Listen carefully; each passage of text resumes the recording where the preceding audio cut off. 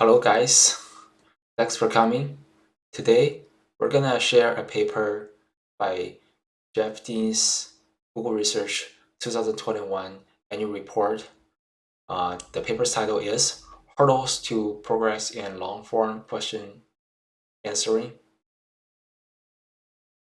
First of all, people may ask a question, what is a long-form QA? We all know QA, right?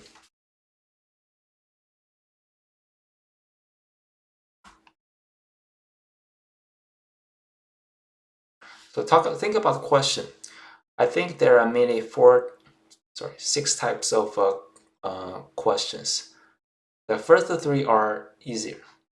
They are who, whom, when, and where. Those are easy to answer questions. The more difficult ones to answer, or the answer would take a long form, are, I think some of you may know this. What, for example, what is light? You need a long answer. And how, like how to build a house, or last one is why. Why, like why the light has 7 colors. It's long form to answer. Okay, and so people start to shift from the easy questions to more difficult questions, or say long form answers. And this paper address this issue, and they mention a lot of interesting things, which one of the things they are talking about is, first of all, they talk about a data set that's called ELI5, LI5. It's a benchmark test set for LF. And they're saying this benchmark is not a good one. The reason they say that is because they say that the overlap between the training and validation set is too much. When they're talking about overlap, they meant certain questions in the training set are paraphrases of the questions that appeared in the validation set. Well, what do I mean by paraphrase? Paraphrase. It means another meaning of saying one thing. Okay. It's another way of saying one thing. For example, you can call something like a yellow dog, or a puppy that is in a orange color or something. Okay, there are paraphrases. And also they are talking about another improperly set up thing. This is data, right? The second improperly set stuff is the metric. I think it's called a rogue L. To be frankly speaking, I do not have time to go into the details. But what they found is that you can see the picture right over here. They are saying that when you give the system a randomly generated answer, like shown here, then you can get higher rogue L score compared to the ground truth or golden answer, which I don't understand, but it's like this. And also, they're saying that when you repeat the content in the answer, you can get higher ROGAL score. And also, although this might be difficult for human rater to rate, I think they also meant, especially this part, because it's generated using random retrievals, not the predicted retrievals. So that means the answer generated from the retrieved documents, from the bad retrieved documents, should be worse than the corrected predicted documents generated answer. But actually, it's obvious. It's opposite. It's getting a better ROGAL score. But score is score. I think this thing. What I think is the algorithm mentioned in this paper is interesting. Let's take a look at the algorithm. Okay.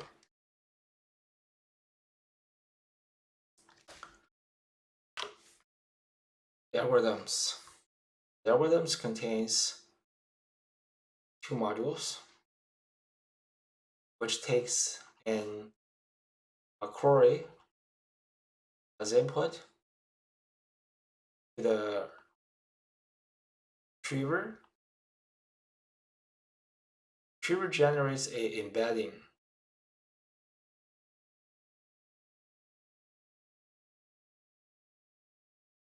to the subsequent generator, which generate answer. Especially this long form. So you may ask, what is the query? I think I did read the paper, but I didn't read it very thoroughly. My understanding of query is always equivalent question. This paper, as far as I'm. The retriever, I think it would contain. Let's take a look at the first stage. First, take a query. It would retrieve k documents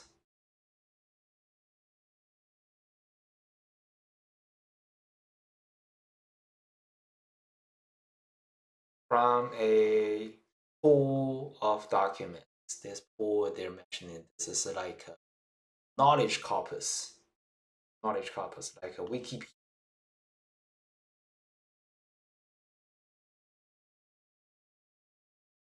What's the output of the stuff? Documents. A documents. Document. It's called documents. This is what is stage 2? Stage 2 is the training part, or the core part of this paper. Training involves sending a input into the encoder, and the input contains part. What is the first part? Query, question. Well, the second part is, my understanding is they mentioned here, right? Most questions, candidate documents, like a docs, documents as the input to an encoder. Encoder would generate embedding. Say this is 128 dimension, noted by bolded QI. This is being used for the input of the next stage generator. Yeah, they're talking about final projection think that in the training they use a protection layer, but in the inference they use the one layer before the model without the final protection. And you may ask, this seems bizarre for me because how do I know whether my encoder is trained correctly? Because it seems to me that I cannot use the BERT MLM stuff in the BERT, ask some of the query and generate the query again, which seems to be making sense. Right? But the authors are very smart. What they're doing is that they leveraged the loss called trusted loss. Uh,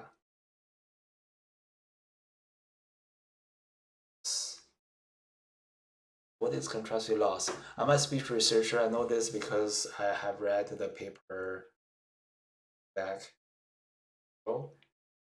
It leveraged the contrastive loss, the pre-training of a speech model.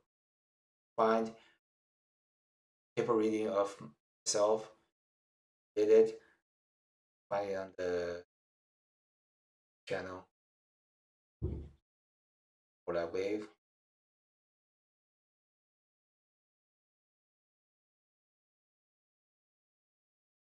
Just searched it. They, although they don't have ground truths, but they do have a lots of answers, right? For each question, they have an answer, right? Query, answer.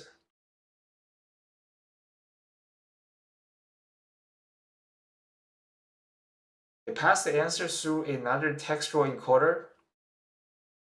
I believe the encoder could be just a vanilla BERT textual encoder, just to get an embedding called an embodied AI. For the purpose of their proposed algorithm, let's try to make this embedding QI be as close to the answers embedding as possible. This is showed in. Want to minimize the loss, want to maximize the denominator term. Maximize the denominator term means that for each QI, once they have lots of query and answer pairs in this batch. So for answers which are not corresponding to this query, they want the queries embedding to away or distant from other answers embeddings. Makes sense. And by doing this, they're being able to train or finish the training of this encoder. And I think the retriever contains stages. And the generator, I would say it goes to the third stage.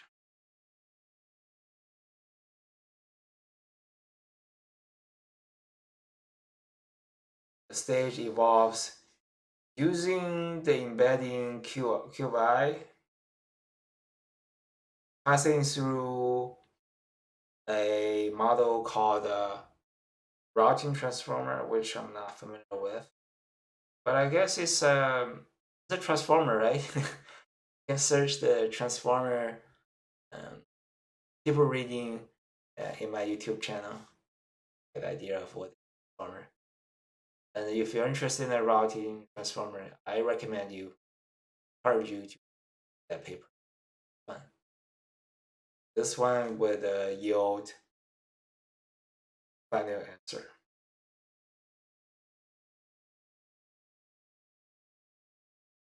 Yeah, it generated the answer on the retrieved documents returned by the CRM. Right? That's my understanding of this work.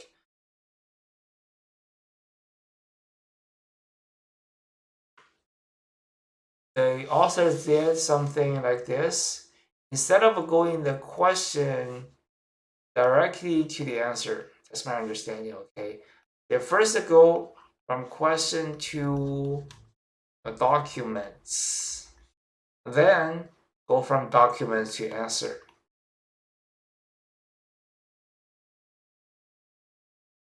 Yeah, I think my understanding is that because they add this extra module or step,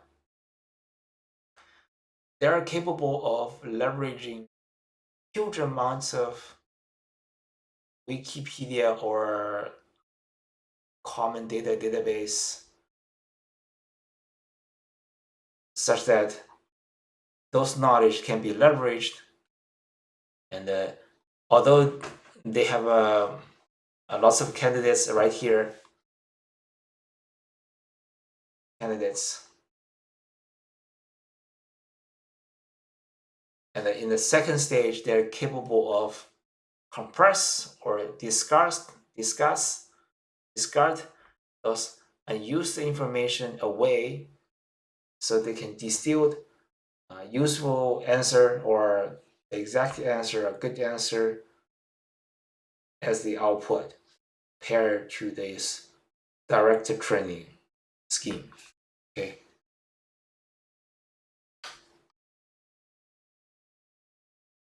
Yeah, I think definitely this work has to be explored furthermore. Um, I wish to see those Google researchers or researchers in this domain to come up with a more in-depth research on the long-form QA question, a task, because I think this is very interesting. So it can be one more step towards the ultimate intelligent chatbot, which can not only answer you the when, who, where questions, but it can also answer you why, how, and what questions. That's all. Thank you so much for listening. And see you next week.